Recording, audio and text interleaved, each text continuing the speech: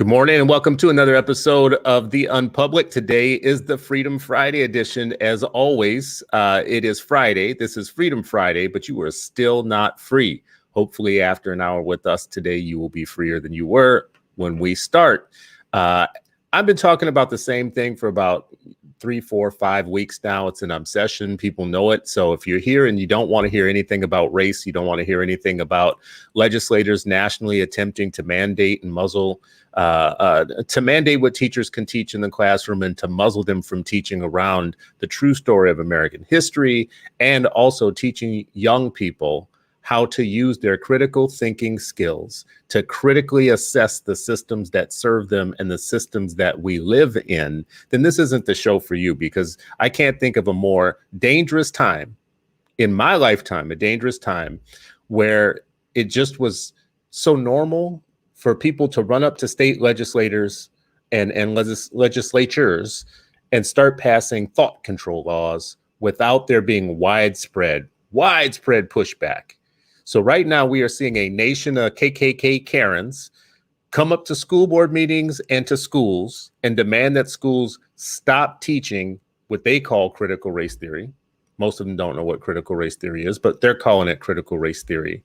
And they are going unchecked. And the question for me has been, as I've been watching this, where's the resistance to this? Where's the equally organized, equally widespread pushback on their movement?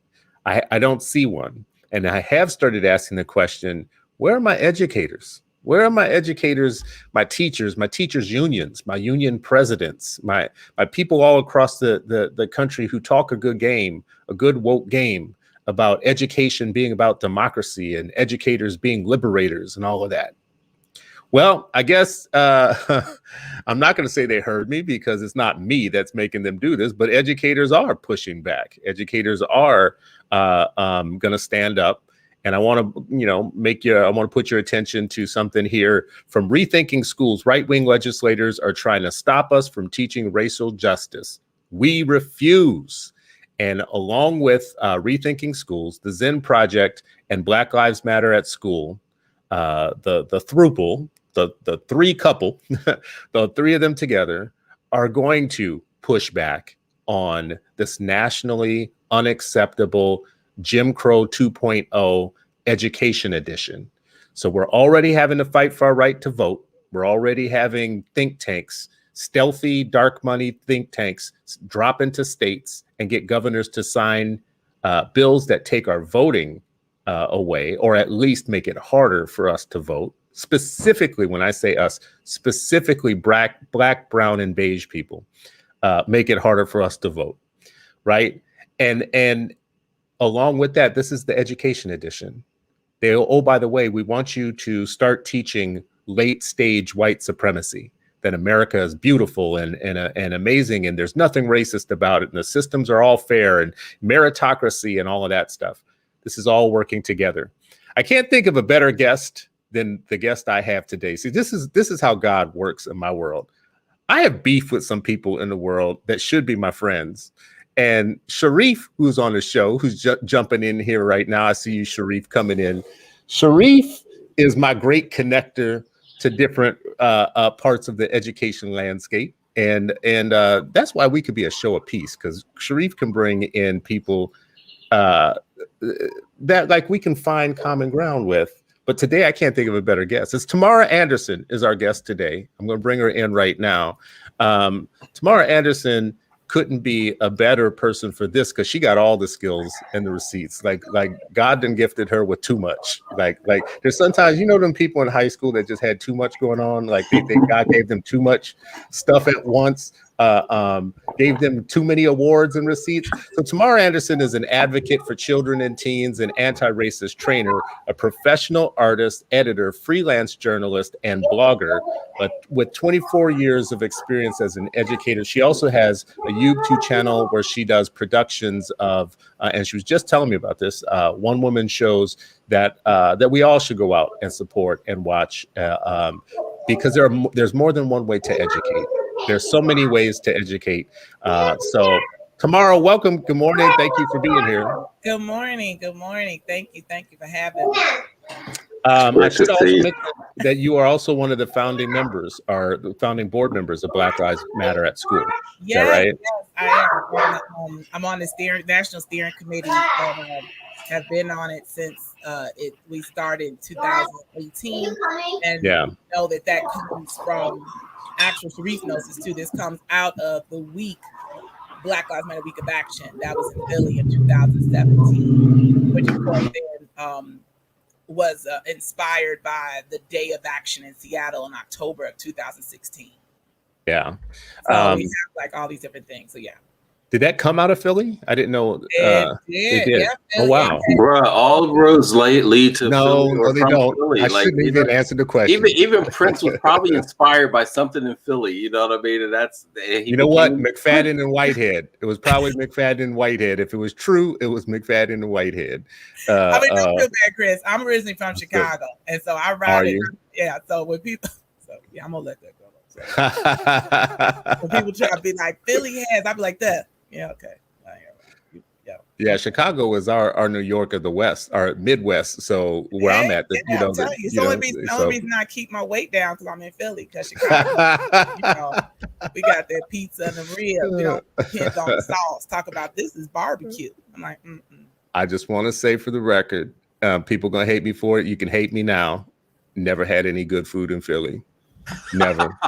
I never did. Never did. That's disrespectful. You were going to the wrong places. You said that last time I was there. You sent me to the wrong places.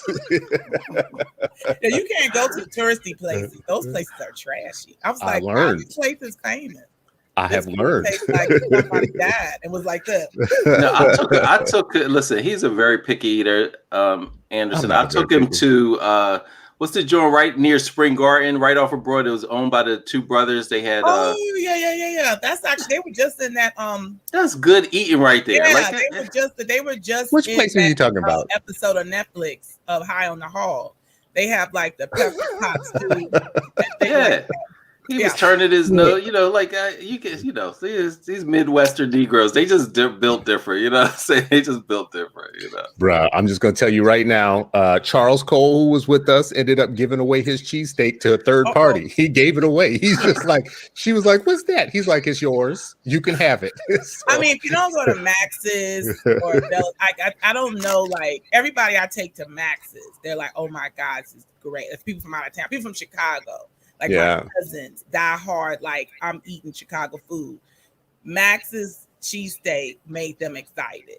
Oh, wow. So that is like the only place, and that's still probably one of the only places I still go to. I mean, given if you go late at night, you can get an alcoholic beverage while you're in line.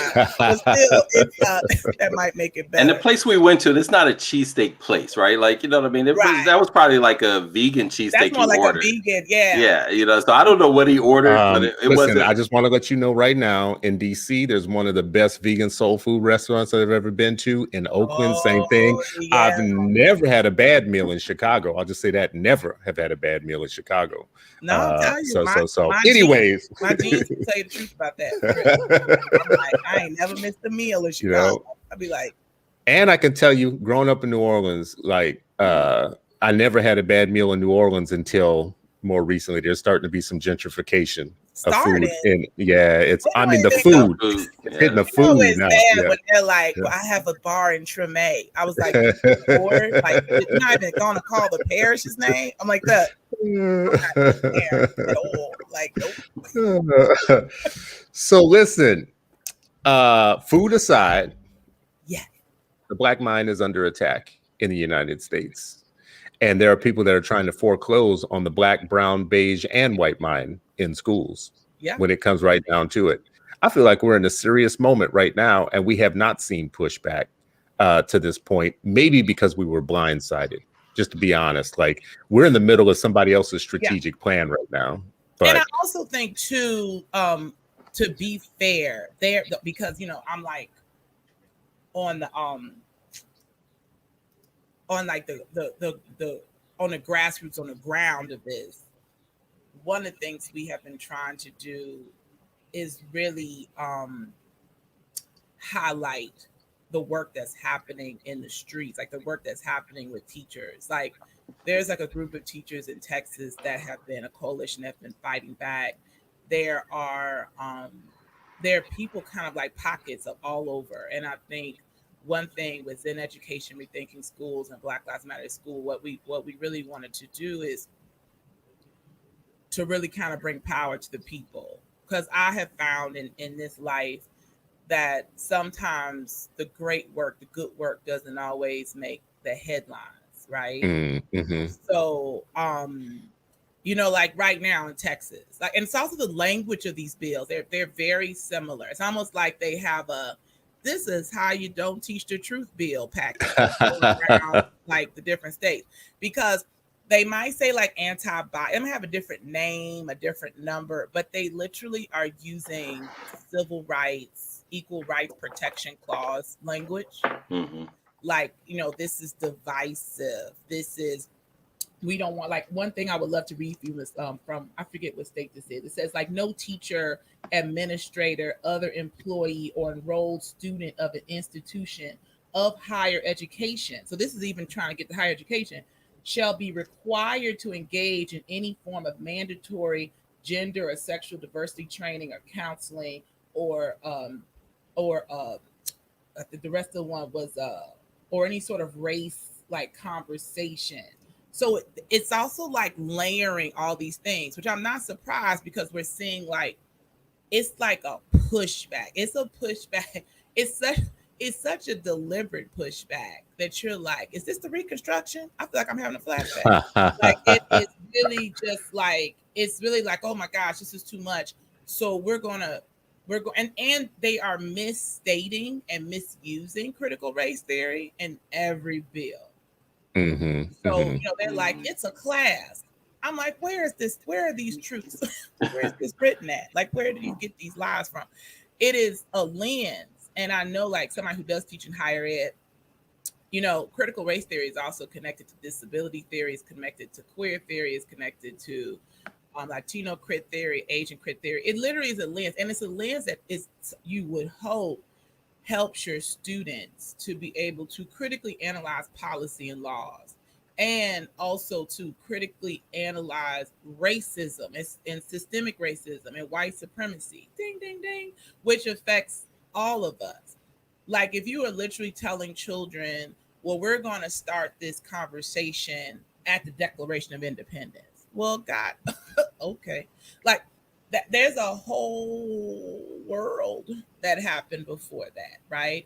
And I think what is frightening and like what is urgent in this work is that these laws are being passed fast and furious. Mm-hmm. Like they like 2 days after we were starting to plan a day of action here in Philadelphia, 2 Republican representatives in PA Senate, House of Reps were like, okay, we got a bill coming your way too. And it's going to have like a monetary penalty attached to it. Similar to, so they're trying to also attach like the penalty, the consequence to funding for school districts. And they're also many of the bills include actual fines on individual teachers. Mm-hmm. Mm-hmm. Which means like, and this is why we're also organizing parents here in Philadelphia, is because we are also seeing a lot of parents, a group, most all white parents, who are like, we agree with this and we don't want our kids to feel like they're less than or they're whatever they like to say. Because when you watch the school board meetings on Twitter, it's like going down Alice in Wonderland's rabbit hole, right? So it's important also to know that there also are parents in this world, in this country, who are like, well, I want my kids to be taught this. Mm-hmm. I want my kids to learn about themselves and how they are interconnected with each other. That to me is like the bastardization of the Civil Rights Act being used. The also fact that this is also what you said earlier about voting. This is very much connected to voting rights too. If I don't know my civic responsibility or my civic history, I'll never, like, for example, Texas just now, as a part of their bill, has a rule that educators can't organize students. You can't have student organization, student conversation. Well, there's a huge organization here, PA Youth Vote, that actually recruits and promotes voting civics education for 18-year-olds in high school. Now, I do know that if this type of law gets, spread here, then what you're saying is we can't have Philadelphia Student Union. You can't have the Philly Black Student Alliance. You can't have students. There were 18-year-olds out there before the presidential election registering voters, getting into that population, like 18-year-olds talking about, hey, you know why you should vote? I'm getting my mama to vote too. You know why? Because this is our right. This is how our rights were won. This is how it's important. This is why we have done this, right? And I think like those teachers who have been doing that, getting into that good trouble all along, those are the ones who we're going to have to build a bail fund for, because they're not going to stop teaching us stuff. Which I think actually, like, I'm glad you mentioned that, because I think that's a concrete thing that people need to stop being bystanders on, put some money into, because what I want to see is a nation of teachers that say, we're going to break this law. Now that you've said that we can't, Monday morning, I'm explicitly going in to break your law on Monday. Do what you got to do. But if they do that, then I hope that there are people in communities that are willing to have their back and to put together the money to, like, if there's going to be fines, fine us. Because you know what, you can't find all of America's teachers. Now, I don't think all of American teachers are with us either, but for those who are, we're gonna need to have some help. I mean, but that's the case too. Like, this is also okay. So I've always been of the school of thought, especially somebody who's taught in public education, taught in Chicago, New York, and Philly. Grew up with a mother as a teacher. I have never been under the idea that all teachers are all things and they're all equal. They are human and they bring their biases. They bring all their stuff with them like you would to any other job in space, right? But there are this also shines a light on what are you teaching, right? What have you been teaching? How have you pushed out of your comfort zone, as I like to say to my student teachers? So like, I supervise student teachers, and one of my biggest things to them, if you feel comfortable teaching this, then you need to, here's some more stuff I want you to try. I want you to lean into your discomfort, lean into what you do not know, lean into, like, question and challenge what school has taught you up until this point and make it a better place for your students moving forward, period. Because at the end of the day, I don't want people standing there. My college students, when I'm teaching about Septima Clark or about Ella Baker and SNCC, or I actually pull up the Freedom School curriculum or the citizenship curriculum or actual voting, voting test and all that stuff. My students shouldn't look like I slammed them with so much truth that they're about to pass out. They're like, what's all this? I've never seen this ever before in life. You know what I'm saying? Yeah. Or and I was teaching virtually this year where college students were like exhausted. And we would go to have our faculty meetings and people like, yeah, we try to give them empathy and grace because sometimes their cameras aren't on. I said, I can't get rid of mine. The minute I'm like, good morning, they're like, all the cameras on. And they're like, yeah. I'm like, so we're going to talk about liberation and social justice and the lack of. So at the end of my class, they were like, so what you saying, Miss Anderson, there's no democracy in America. You get an A. Yeah. You won the prize. The fact I'm teaching Poverty of Culture by Lazan Billings, teaching the full arc of Barbara Sizemore. So we can really testing in its nuances. Like, I'm not a person that's like, yay, test, but I am a person that's like, yay, literacy. Yeah. And I know that there are ways, like I am old enough, I'm old enough to remember when those little Iowa basic skills tests you took was just something our teachers, wiped the walls with in Chicago. They were like, thank you for this. Okay. Like, what really matters is, did you learn from Miss Johnson how to read and critically analyze The Hobbit, Raising the Sun, and this James Baldwin story? Do you know how to do that? Do you know how to read between the lines? Yes. Okay. So then now we can go on. So then I become literate for this world, right? But the problem is we don't have those conversations. It's an either or conversation instead of either and. And who is in the middle of that conversation is Barbara Sizemore. So if you don't teach your students who are going into teaching about her arc, you know, before she gets to Pittsburgh. Well, let's talk about when she gets fired from DC, goes to Pittsburgh, does this research project, comes back to DePaul University and says, okay, look, these tests aren't going away.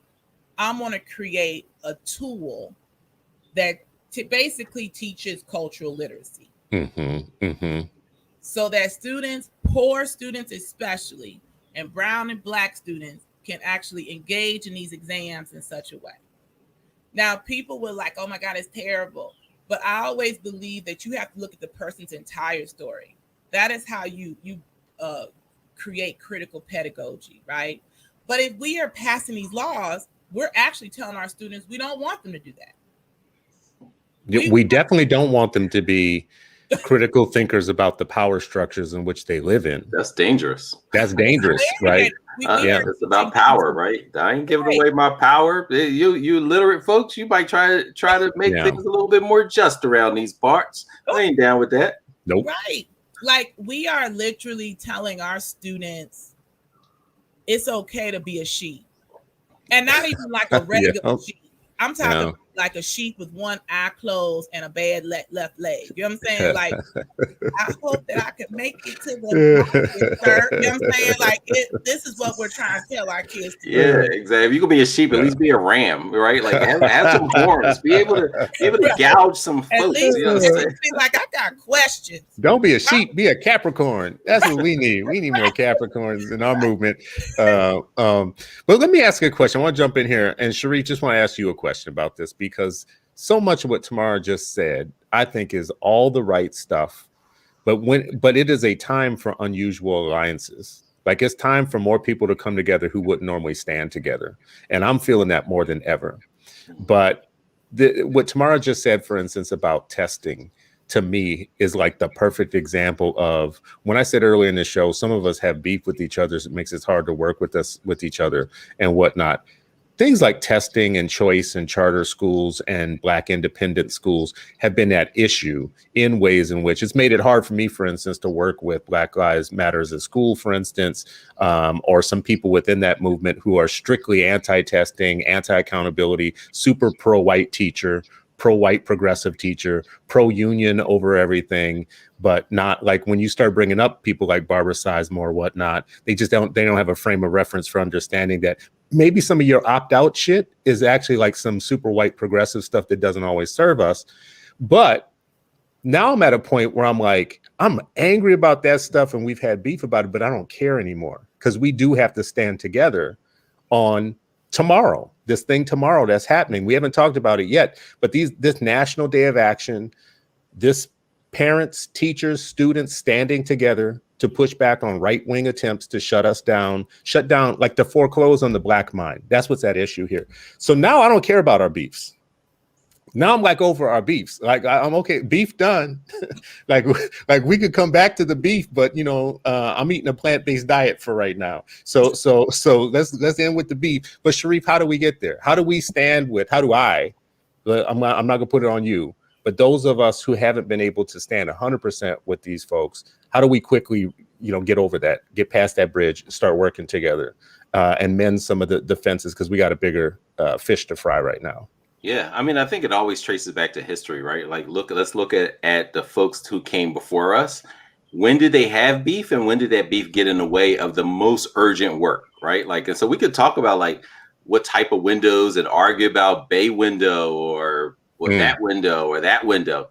But if your house is on fire, I would imagine the bay windows versus another type of window don't matter anymore, right? Like right. It may be something really important to you and you think you're passionate about until you see like, yo, this is about to kill us, right? Mm-hmm. And so, this whole idea of being able to protect the teachers who, and again, I think if you are a teacher that's really about that work, you're going to break some laws. You're like, it is like, that's known for leadership as well. It's that whole idea like, oh, I'm not asking permission.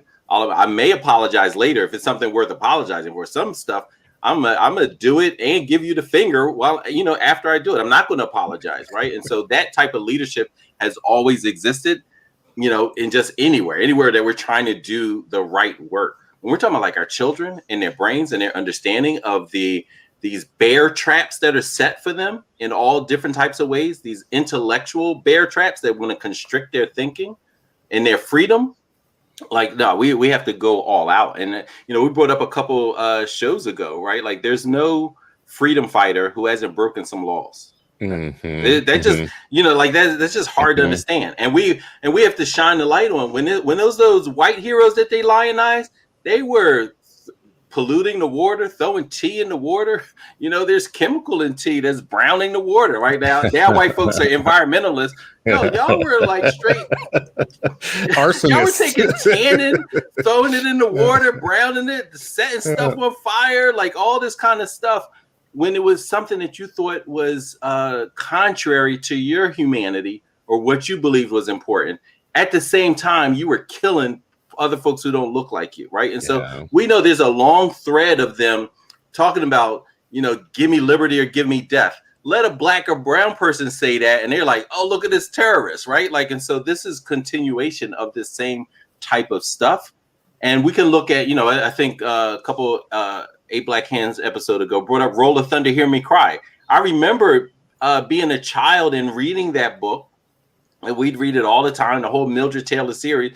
There was a teacher that was fired for standing up for justice in the book, right? And so we learned very early on that, teachers can be those very particular vanguards that are pushing and challenging systems in ways that will always have them kind of, that could be marginalized if they're thinking about it in a way that centers Black and brown humanity. That in itself is against the law when you think about it. Centering Black and brown humanity has always been against the law, even if it's an unwritten law.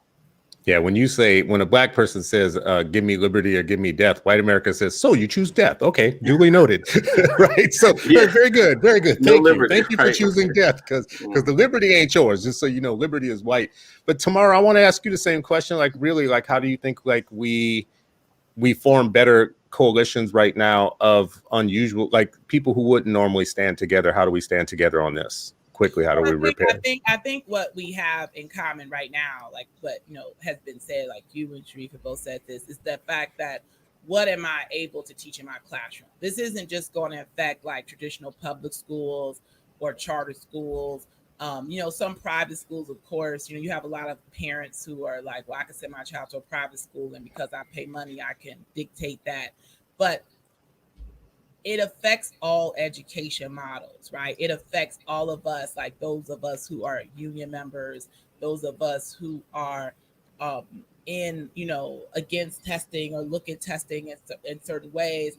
All of those things, really, at the end of the day, the rubber to the road, our children are at the center of this. And I would dare say, yes, it's a huge attack on Black and brown children, but it is also,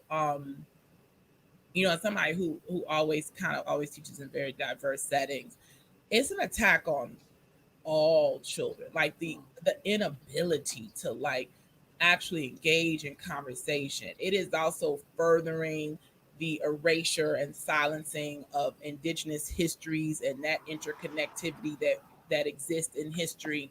It is taking away the creativity, but it is also once again using policy and law, which we have seen time and time again, because even when we go back to Brown versus Board of Education, it was the Black teachers and members of the Black Teachers Union who sat down with NAACP and were like, look, we agree, we want to be a part of this action. Like, these are the stories that people do not always tell. We want to be a part of this action because we want to get more funding for our schools. They weren't like in it to be like, yeah, we want to do integration. They were like, we want more funding for our schools. We want our schools to get what the other people get. Like, they definitely were not saying like we want to get fired and give our kids to a whole bunch of white schools. They definitely weren't saying that. They were not saying that. No, they were not. But the problem is that when we tell the conversation, we have the story, right? That part gets missed. And so we sometimes also, once again, do not always celebrate educators as agitators, right? educators are the original agitators. They decide. They're the ones that, because like people will say, well, the classroom's not a political space. Then what is? Because at the end of the day, when I learn about why I should participate and vote, why you don't teach me about the 14th Amendment on purpose, because it's the first time in our Constitution that the word human being is used and citizenship in the same sentence, right? It actually makes enslaved and formerly enslaved individuals on the U.S. soil citizens, right? But if you tap somebody on the shoulder right now and said, tell me the most important amendment to you, and they were Black, they could roll off that 13th and 15th Amendment, well, the emancipation and voting.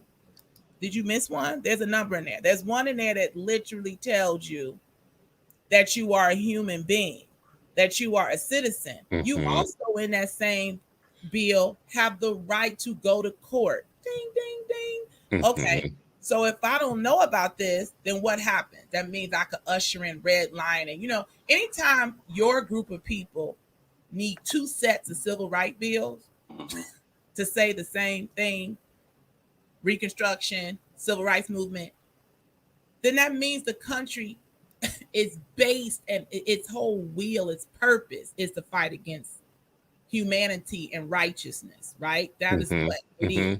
So once you get past that point about, like, I can't believe this is happening. Well, it is. It's happening because I'm not surprised it's happening, right? Especially after the last presidential blah, blah we just had.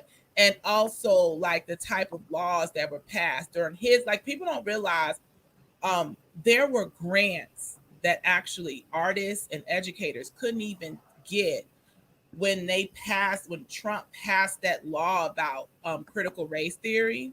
It affected what you could write in grants. If you wrote in a grant that you were actually doing something about racial justice, which usually was like a big buzzword, you're the person who ran the grant will call you and be like, can you change that word, because this law just came about and we can't give any government money for that.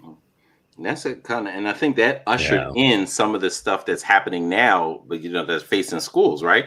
45, that was all on the news. Everybody's like, oh yeah, why haven't we thought about that, right? Like, and so they're using that. And again, it's nothing new about this, right? They've always tried to legislate what could be taught, who could teach it, where they could teach it, if they were going to get funding, revoked, if they would lose their certification or fired.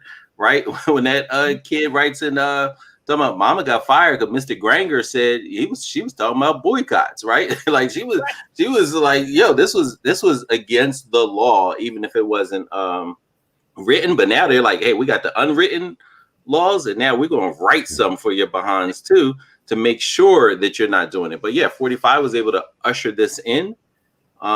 And they've took their cues from the imperial wizard, and they're just continuing on that same that same trend, right? And so I hope there are many book clubs, and not just book clubs just to be reading and sipping tea and eating cheese and grapes, but book clubs to use and implement, right? To learn and implement, right? And so that whether it's fugitive pedagogy or other aspects of like how folks have always done this, how have those teachers always been in those spaces, and yeah, I like the idea of Chris of like, no, there are bail funds in Philadelphia, like the folks do it on Mother's Day, year round really, but those are some particular days that the bail fund here in Philadelphia that's done by a lot of the activists to support folks and get them released, because Philly, like other places, you're pretty much, if you can't pay a bail, like forget whether you're guilty or not, just like you can't defend yourself yet, so you got to sit in jail because you can't afford to be out, right? Like all that kind of craziness.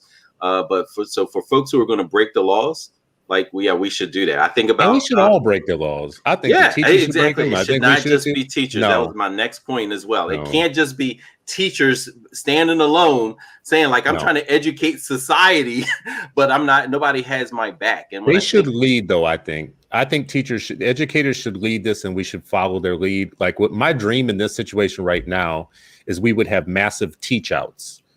Our demonstrations would be actually learning experiences. Like we would, instead of just going to the superintendent's house and yelling through a bullhorn in front of his house, that's a good first step. The second step would to teach a lesson about Dred Scott on his lawn.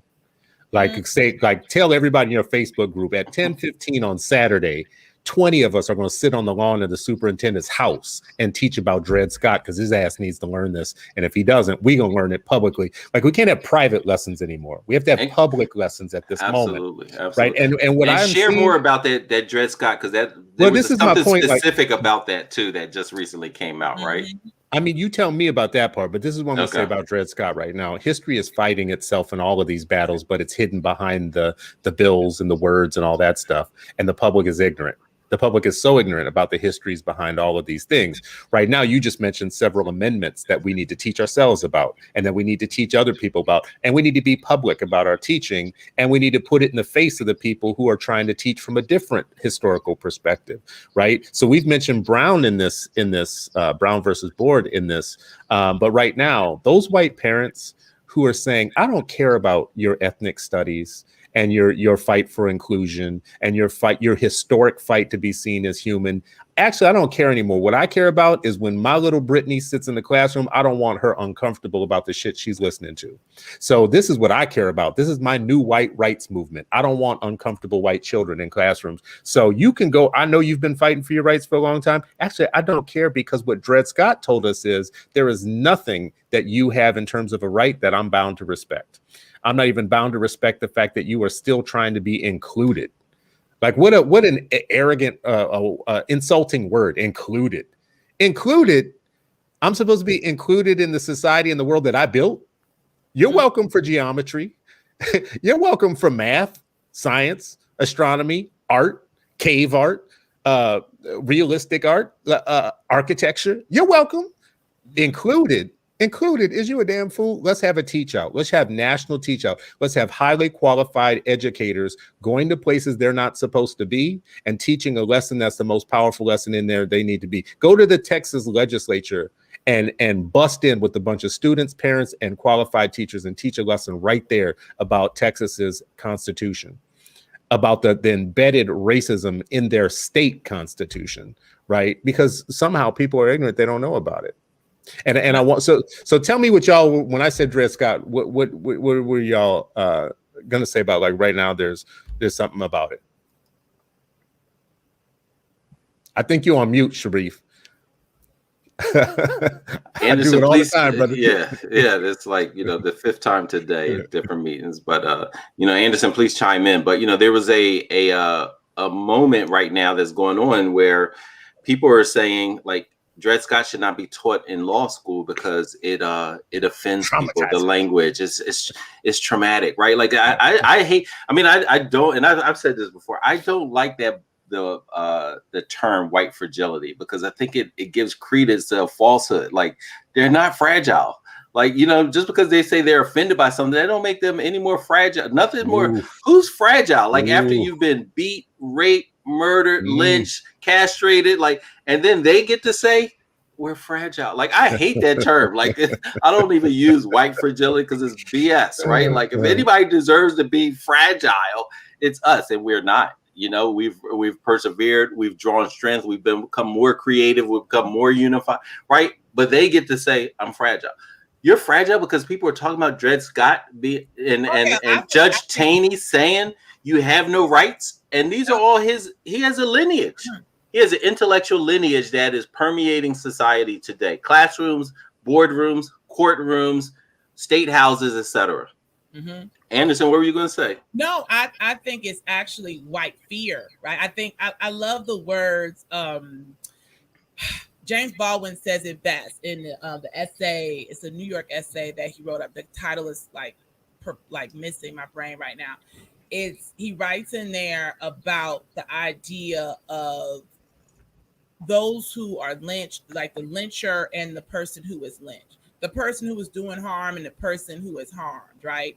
And he was like, with white people, there's a psychosis of deniability, right? If I could just live in this space where all of this stuff not just makes sense, but is quantified, qualified, and okay, then I could walk through my life and not ever have to think about it, And that is what is at the core of these. It's always at the core of it. The core is losing something, the fear that you are going to lose your power hold, a power that is also has always been based on a falsehood and a false narrative and a false a hierarchy, right? A hierarchy that doesn't exist, a hierarchy that's not based in any anthropological scientific fact, right? To say that white people, like this idea of even white supremacy over white terrorism, right? Like talking about manifest destiny and not just saying it was violent and brutal and terrible, right?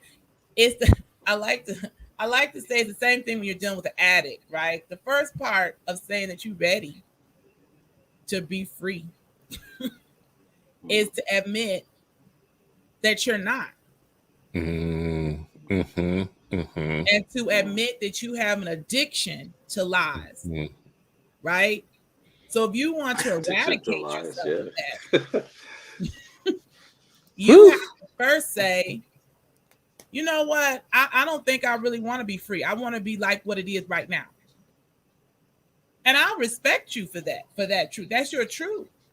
But we can't get to that truth if you keep saying, okay, just teach this and teach that and teach that. Well, we've always done that. We've always been asked to do that. We've always been asked to like teach a certain thing, to say certain things. You know, Texas, the creator of all textbooks and exams, right? Like anytime that they come out of there, I mean, that for me, whether you like tests or not, the fact they all come out of there should just be like, look, I don't like tests that much because like they come from a place that has a history. Everything big in Texas, even the racism, girl. What you what? Right. It is. It's like, you know, we don't talk about one out of every 4 cowboys that steered the cattle that actually made it possible for meat to actually be in the U.S.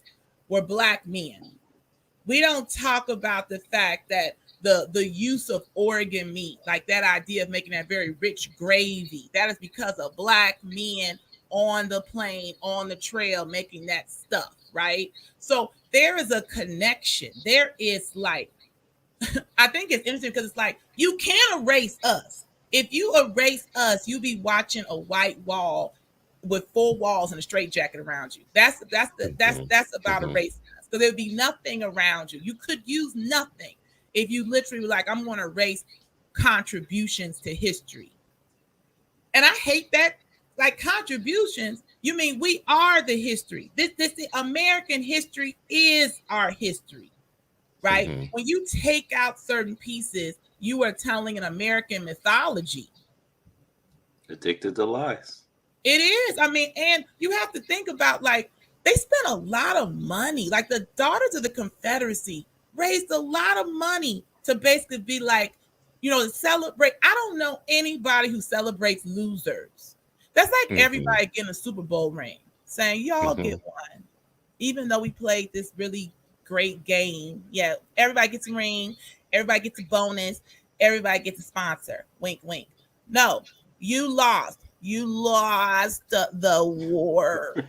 They honestly though, in a way in which they did not lose the war. What they did was they had a point of which they had to evolve.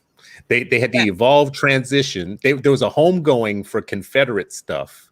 And like even Confederate cosplay is back. Confederate cosplay is back in that's all that Trump stuff is. All that like wearing flags and Trump stuff all over whatnot. That's just Confederate cosplay. That's all that is really. But they actually put on suits and they removed their hoods and they found new ways to evolve. So COVID one became COVID in racial COVID terms. Confederacy was COVID 1. And we on COVID-19 now is what we are now. But it's been a permanent pandemic of racism and lies. I love what you say, addicted to lies, because to keep their house together. Well, let me say a couple of things. First of all, I love what you just said because it made me think America has no moral conscience without Black people. We have been at the center of all their moral debates that made them good people. Everything that makes this country good in terms of rights and obligations to society and a better, more beloved society and a people taking care of each other type of society, 100% of that came out of debates around us. our existence. Without us, you would have a cold, calculated, leave your grandma on the beach to die type of society, right? Like, so I just want to be very clear about, we don't want inclusion or to be included. Like, I hate this language around, no, we're primary in the American story. Crispus Attucks is the first person to die in the American Revolution.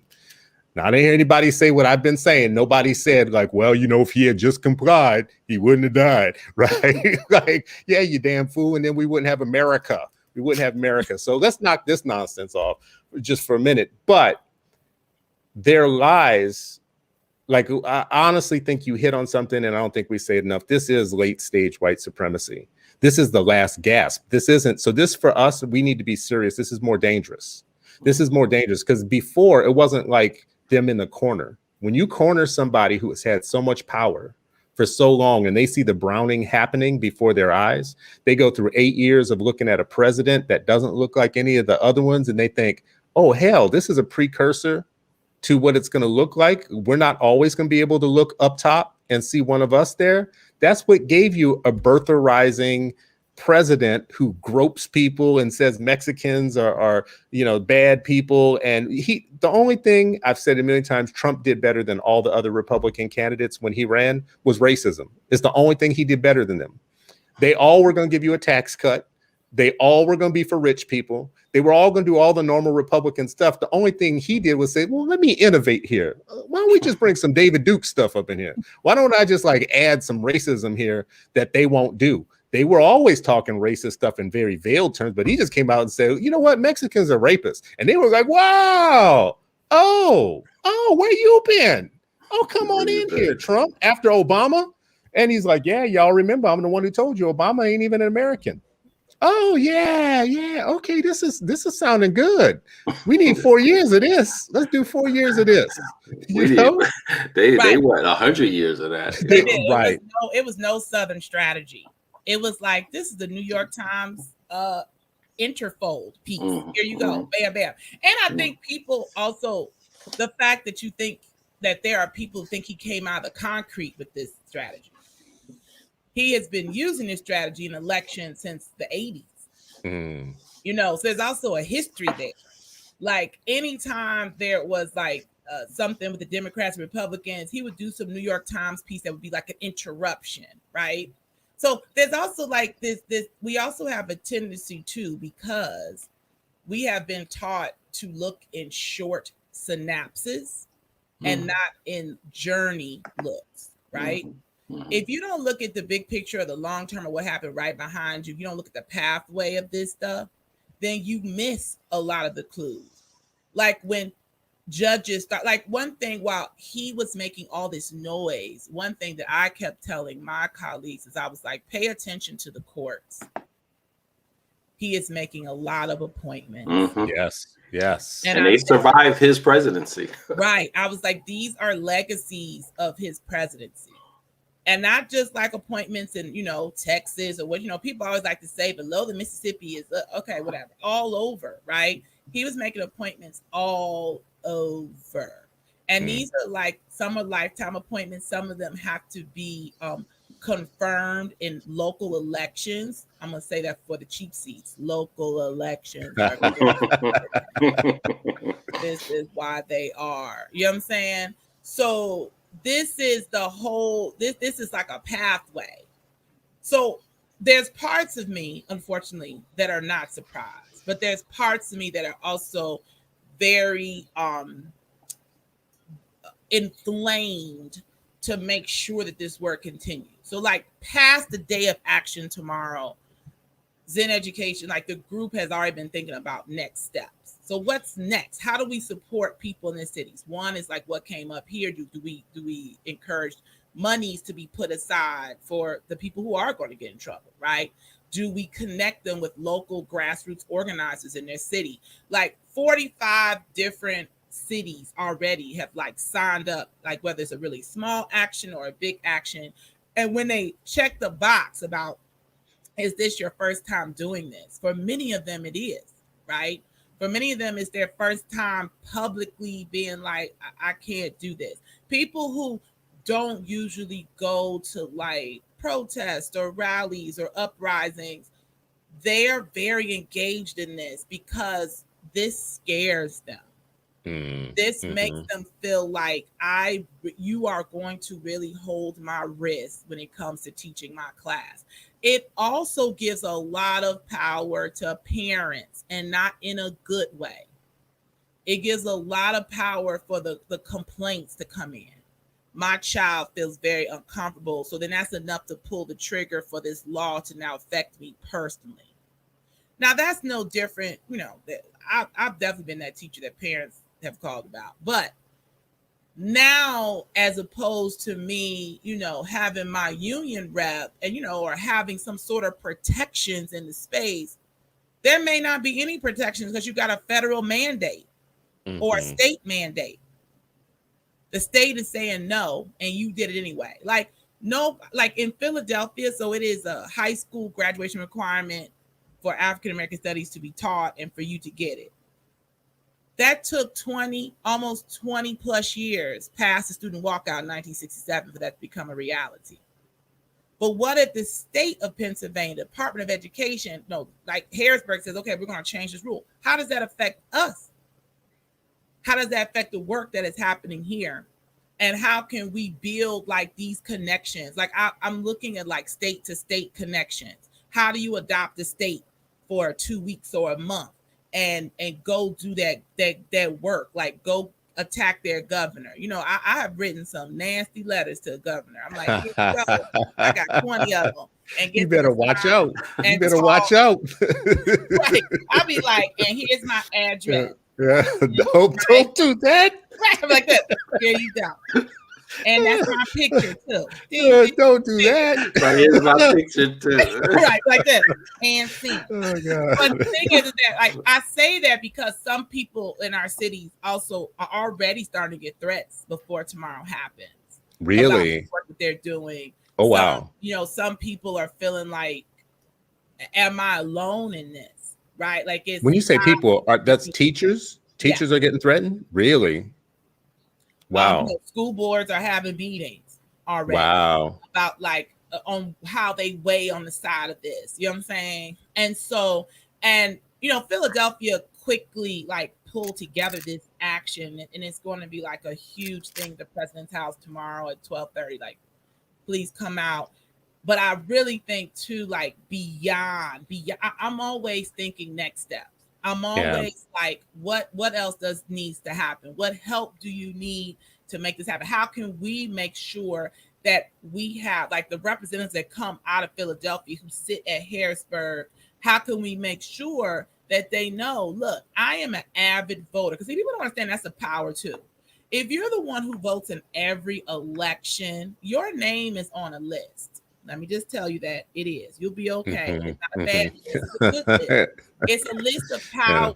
Yeah. It means that your representatives know that you are a constituent. You're a constituent that will get other people to not vote for them. And so you have to use your power for good. You have to go to that office. You have to be like, look, what are you saying about this? They just had a huge article in Pennsylvania, in the Pennsylvania Citizen, in the Gazette. And I didn't see you make a quote, a comment, a whisper about what happened. You know what I'm saying? So these are the types of things that, and also making that work very connective. So I work with Racial Justice Organizing Committee and Melanated Educators Collective. Both are two groups out of Philly. Melanated Educators Collective is an affinity group. We're like, we talk with Black teachers. Blink, blink. They're like that. Our Racial Justice Organizing Group is a diverse group of organizers, mostly made up of teachers. We also have some parents. We have a Philadelphia Black Student Alliance is connected to Racial Justice Organizing. So that is a student group that does like their own organizing and their work. And in that work, under that umbrella, we have mutual aid, where we go into the communities for groceries for Philly. We also do curriculum work. Oh, that's another thing too. So I am like one of the co-people for the curriculum for the Black Lives Matter school curriculum. And our curriculum is on the list with 16, 19 other curriculums. Oh, wow. Which is why I said, wow, I remember people like, who are you? Now they like, we can't teach your stuff. I'm like, God. At the highest levels, they're saying that too. So you're doing something right. You like, oh, really? I was Oh, like, this is the good list. all right. I was like, I remember, I mean, it was a fight to get the curriculum like approved here locally in Philadelphia. Like it just recently got approved by the school board. And now it's on, you know, the school board, school district website. But like people don't realize that was a walk to make that happen, right? To get that curriculum out there. And so I think like, so if you look, and we're also having our summer reading series, which I think is really powerful because this summer reading series with RJ is different where organizations are sponsoring the reading series. It's like MEC is sponsoring an early childhood series that's facilitated by 2 people. You have I forget which organization is doing Miriam Cobb's book, We Will Until We Free Us. We do this until they free us, right? That's but like having, or because a lot of times what happens is you're in an organization and you're like really siloed, right? So what makes this very powerful is that you are allowing other organizations, partners who want to be partners with RJ, or who are currently partners with RJ, to have these robust conversations with a variety of people, you know, educators, parents, students, community organizers. Like that's something we have always prided ourselves, is this intersection of conversation, right? Well, let me jump in on this point too, right? Because we're gonna run on time here, but this is very important for us. Like, and I'm just gonna add to the stream here. This comes from Rethinking Schools. And I love what they're saying here. They're talking about we need to fight back on the current problem that we have right now. This National Day of Action is what they're talking about. They say that unions at all levels should organize against these attacks on teachers' rights to fulfill one of the core ethical responsibilities, to not lie to children. We welcome the opposition to these bills offered by NEA, AFT, and professional organizations like the National Council of Social Studies, for the social studies. And basically what they're calling for is for these groups to take it to the next level of national resistance. My question in this, actually, honestly, is where I started with too, is for groups like mine that are seeing like complete alignment here and believe in the world of there's no permanent friends, permanent enemies, only permanent interests. Is there room for us to be at the intersection with these groups? Is there room for us to participate in this? Because we're as animated and passionate about it. We have not seen things the same way on other issues. Yes, no, you know? I think so, especially when you talk about, so we also have to talk about that. Yes, we are, you know, a pro-union, anti-test group that's like this, these are our belief systems. But I also think too, we welcome to the table those individuals who may not be like on that same page, but want the lies to not be taught to our children. Yes, that is where the rubber meets the road. And I think that is where they're coming. For example, like when we started Black Lives Matter Week of Action here in Philly, there's a huge question about like, do we open up to charter schools or do we do this? Because it was coming out of like, originally it was coming out of work that was under the umbrella of the caucus of the PFT. And many of us in the group were like, yes, if they want to teach this curriculum in their schools, yes, they should do that. But we also, I think one thing about working together and across the aisle is about your transparency of where your dissonance is, right? Like this is where we don't agree at, but we do agree over here. So how can we work over here to build power base, to build structure, to build momentum, and to have that work move forward so that it doesn't affect all of us? And who knows, maybe after this work, you can then start to like I like to say, to publicly and respectively agree to disagree, right? How can you do that? Like what are, you know, I have being somebody who's worked on both sides of the coin and somebody who has, you know, worked in standardized testing, you know, my anti-testing lens comes from a very like nuanced look, right? Because I have been like in those spaces that make the test, in those spaces that score the test, and in those spaces that administer the test, right? And so, but I'm also able to have those conversations. And I think like this is a welcome, open opportunity. there are people that are going to come tomorrow that are going to there are people coming tomorrow who are parents. Like one other group that really needs to be a part of this battle is also parents. Been very vocal, like somebody who my child is used to be a public school kid, now she's a college student. I am, was a parent, very active parent organizer, and I believe that parents' voices are very powerful when it comes to this type of stuff. Like what really want your children to have, what experiences do you want your children to have, and do you want your favorite teachers to be silenced? Because let's be real, parents have favorite teachers, and a lot of those favorite teachers are the ones who cause the most trouble. Parents will protect those teachers, right? Like they'll be like, I don't care what you thought, but my kid came home talking about the Cuban Revolution, and I was very excited because I didn't know about that either. So it's like these are things that you want to include. Or my child is Esau. We were newly immigrants to this country. Their teacher was very welcoming and made sure that when we had issues with home, I always felt that they wouldn't call ICE on my child, even though we're supposed to be in a sanctuary city. We don't have sanctuary schools. You know what I'm saying? So these are also like how these issues interconnect and get in. I would like to say get into that thing. So the groundwork is open. The pledge on the Zinn Education website is open for people to sign. And also when you register through that, you'll get more information about like next steps and what can you do in your city. Especially like the fact that when we look at the states that are happening, not all these states, have union protections, so you have a lot of teachers who are sitting out here who need to have that intersectional work and representation, because how do you protect yourself if that's not what it is, right? Like what other avenues do you have? All right. Well, listen, Sharif, I want to give you a chance at some last words here quick, and we got a wrap coming to an end. We put some stuff in the comments for people to be able to find out more information. So definitely I put in the comments so you can find out more information about Tamara Anderson, veteran educator, racial justice activist, producer, actress, singer.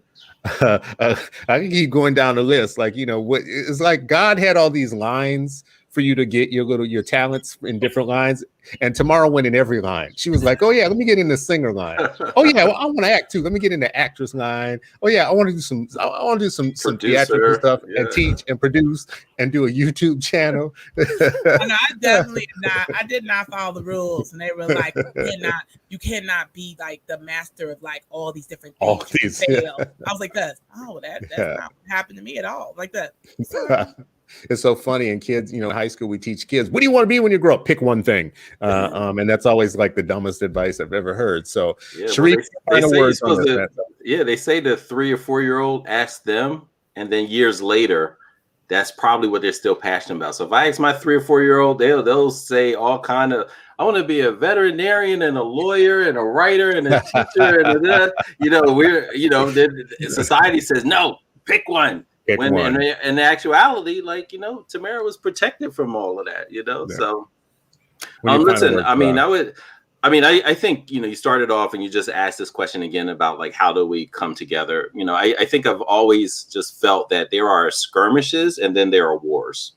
I could skirmish with my brother and still love them and disagree vehemently about things, and I got 7 siblings. I got 6 kids. There's always something that we disagree on, right? But at the end of the day, we know that we are prioritizing some things, our children, for one, that will be prioritized, and how, the attacks on them, on their learning, on their knowledge, on their safety, their intellectual, emotional, and cultural safety.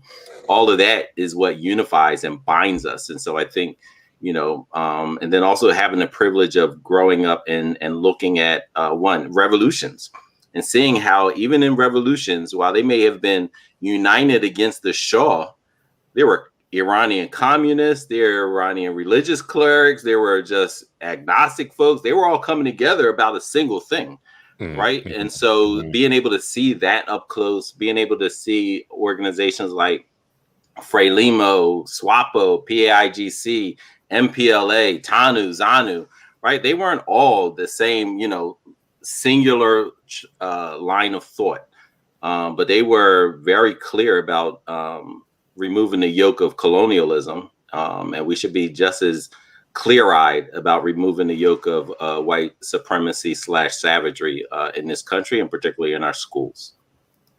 Excellent. Well, listen, I appreciate both of you on Freedom Friday for having this discussion. It's been very rich and I think right on the money where we need to be, talking about things that matter every day. We also need to be teaching beyond just like expecting teaching to be about classrooms. We need to teach together. We need to learn together. We need to have spaces like this.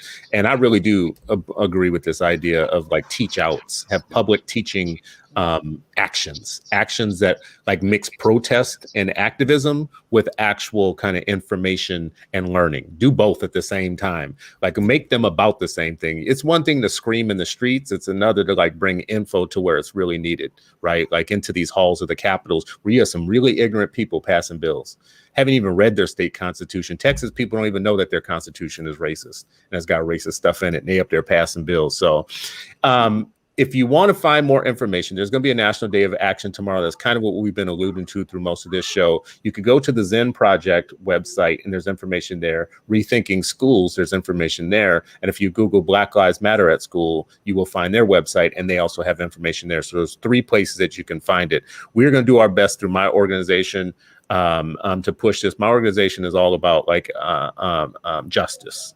Really is what we are about. Justice for all from all perspectives. And we definitely care about what parents, educators, and students have to say wherever they are. Private schools, public schools, no schools, home schools, independent schools, schools under a tree, schools on a rock, don't even really matter. We don't care where you're educating as long as there's justice involved. So we're also going to participate in this.